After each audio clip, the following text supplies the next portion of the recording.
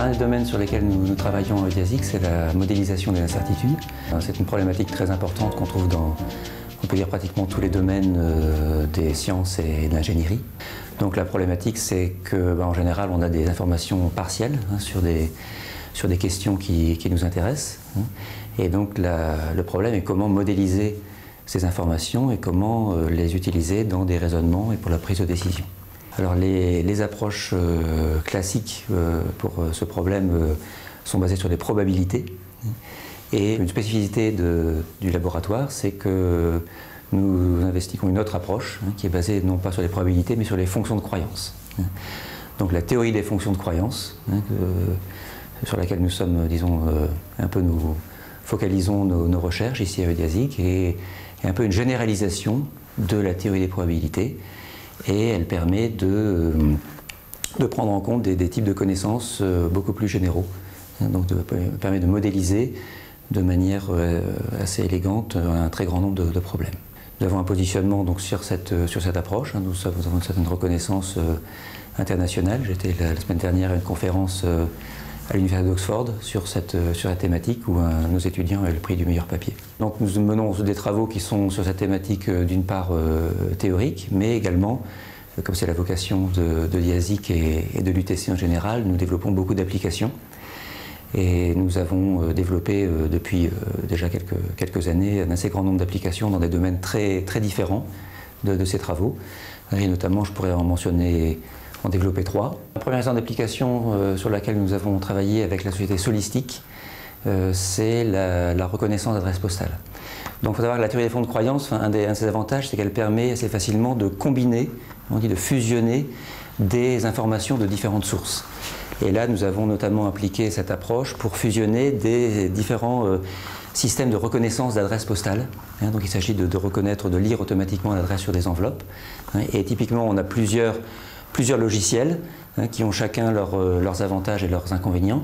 Et donc l'application qu'on a développée permet de fusionner, de combiner les sorties de ces logiciels, et on a pu démontrer qu'on a pu améliorer significativement les taux de reconnaissance et diminuer les taux de rejet pour cette application. Donc nous travaillons également sur une application complètement différente, là, qui concerne l'automatisation de fonctions de conduite dans les véhicules. Là, la problématique générale, c'est d'automatiser certaines fonctions de conduite sur les automobiles pour avoir une conduite soit semi-automatique ou même aller vers une conduite complètement automatique. Et pour cela, on a besoin d'instrumenter les voitures avec des capteurs. Et donc se pose le problème de fusionner, de combiner l'information de ces capteurs, chaque capteur ayant ses erreurs et éventuellement ses défaillances, pour avoir une perception de l'environnement la plus fiable possible, qui permette notamment de reconnaître les différents types d'objets sur la route, ça peut être les piétons, les autres voitures, les cyclistes, etc., et aller vers une interprétation de la scène routière. Et donc là, pour se développer ce type d'application, de ce qu'on appelle la fusion multicapteur, c'est-à-dire combiner les informations issues de différents capteurs, et bien là aussi nous utilisons la théorie des fonds de croyance qui nous permet d'avoir de très bons résultats par rapport à l'état de l'art. Nous travaillons également sur l'application de la théorie des fonds de croyance pour modéliser les incertitudes liées au changement climatique. Donc ça, effectivement, c'est une problématique évidemment pour laquelle les enjeux sociétaux sont très importants, et c'est vraiment un domaine dans lequel il y a beaucoup d'incertitudes. Et donc la question qui se pose, c'est comment modéliser ces incertitudes, sachant qu'on a d'une part, on a différentes sources là également d'informations, mais qui sont très partielles. On a différents types de modèles, on a des données qui sont également parcellaires, on a des opinions d'experts, et là encore, la théorie des fonds de croyance nous permet de modéliser, de représenter ces différents éléments d'information incertains et de les combiner pour les propager, les incertitudes, dans différents modèles de raisonnement et aller jusqu'à la prise de décision.